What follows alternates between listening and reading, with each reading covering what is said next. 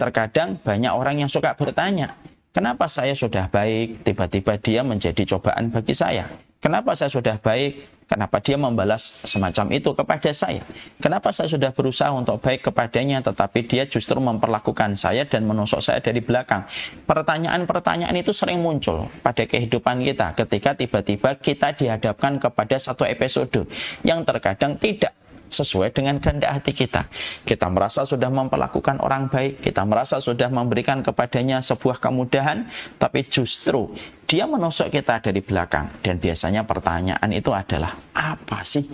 Kenapa mereka bisa melakukan itu kepada kita? Maka itu dijawab pada poin yang pertama.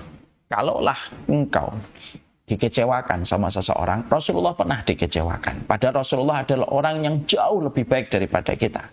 Kalau engkau dikecewakan oleh seseorang, maka Nabi pernah betul-betul beliau difitnah. Padahal beliau adalah orang yang jauh lebih mulia daripada kita.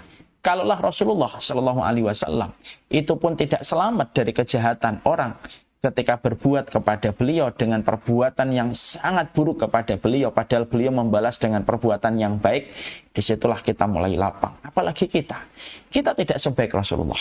Hati kita tidak sebersih Rasulullah. Jiwa kita tidak sebening Rasulullah.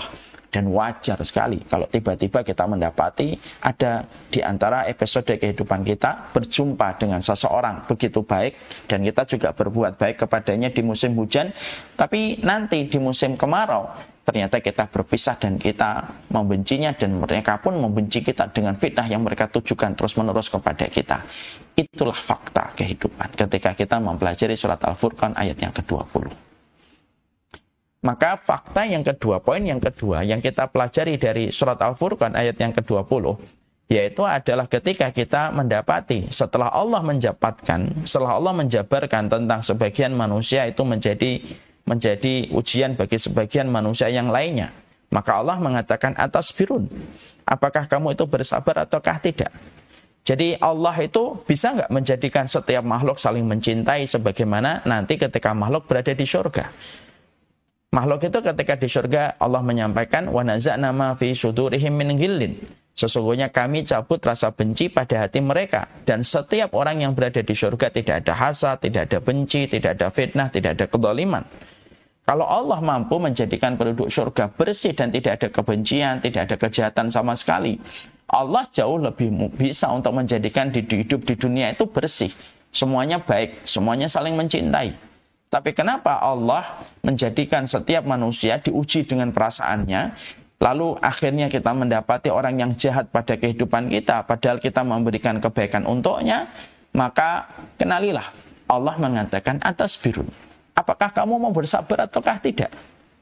Karena apa? Kalau bukan karena perkara-perkara ujian yang semacam ini, maka tidak akan ketahuan siapa yang bersabar semata-mata karena Allah. Nabi Yusuf tidak akan pernah menjadi Nabi dan Rasul kalau beliau tidak diuji dengan ujian ketika beliau didolimi oleh 11 saudaranya. Di mana Allah akan mengangkat Nabi Yusuf jadi saudara kalau beliau tidak tertempa dengan terkadang banyak orang yang suka